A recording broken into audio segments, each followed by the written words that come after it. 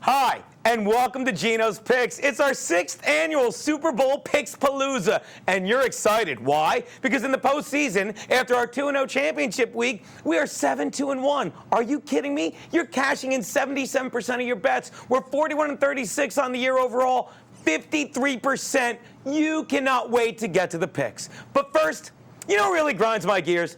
It was Albert Einstein who said once that the only difference between genius and stupidity is that there are limits to genius. Well, our good friend Mike Bichetti has been caught up in a scandal we affectionately over at the Artie Lang Show called Bichetti-gate.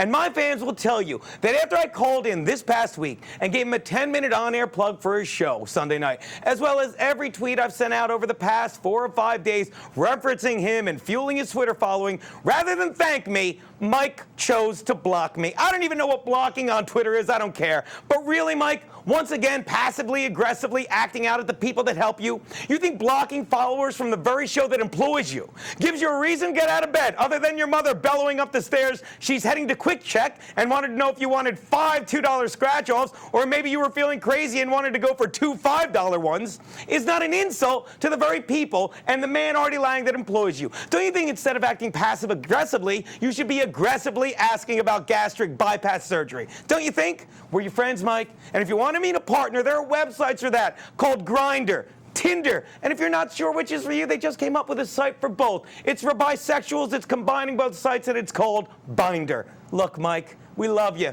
but please stop treating me like your aorta and unblock me. And now, Geno's Picks.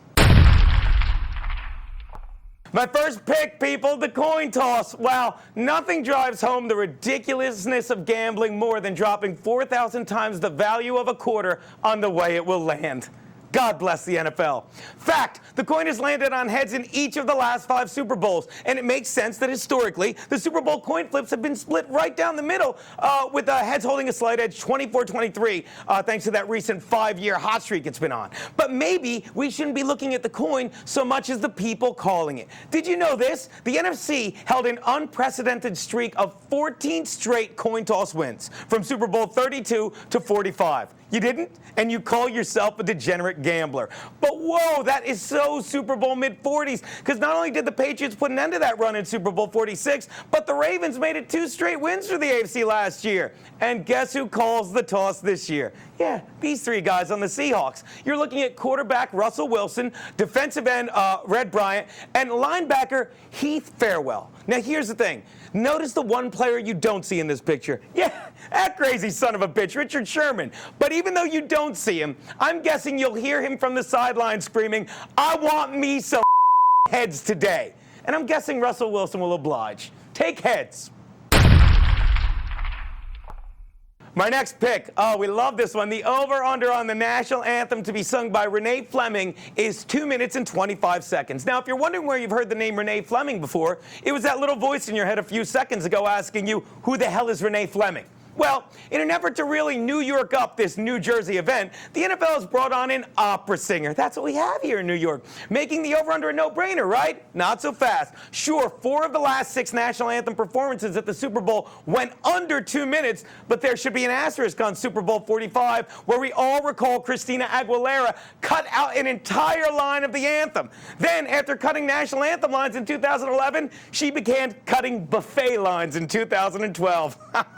But fat chance an opera singer rushes through any song, let alone the National Anthem, especially considering 90% of songs sung at operas are in Italian and German. And the only people less likely to be seen singing the anthem in English Sunday are the MetLife Stadium's ground crew. I think she really savors every no, and believe it or not, I'm taking the over 225.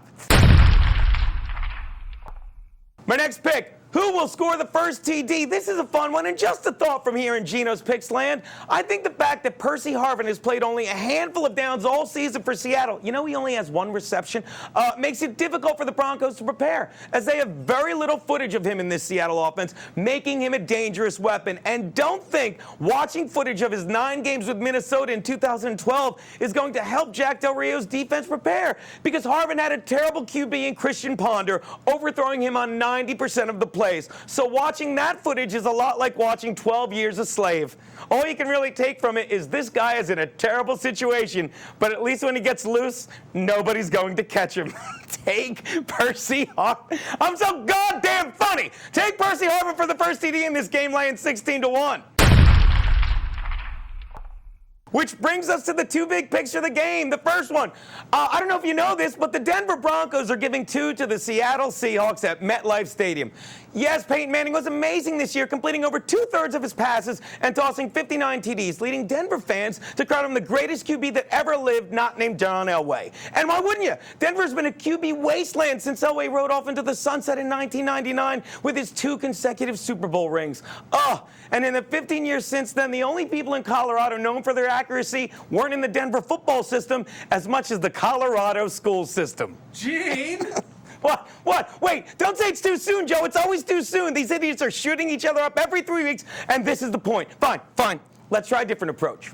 Yes, Peyton has been inhuman all year, setting a league record for passing yards with 5,477. But I hope you do realize he did it against the lowest ranked strength of schedule in the league. And people, I hope you also realize that since their Week 9 bye, in those 10 games they have played, including the 2 against playoff teams New England and San Diego, 9 of those 10 defenses that they faced were ranked in the bottom 10 of the entire league. And do you know why? Because the only thing softer than Denver's schedule are Colorado's gun laws. Gene!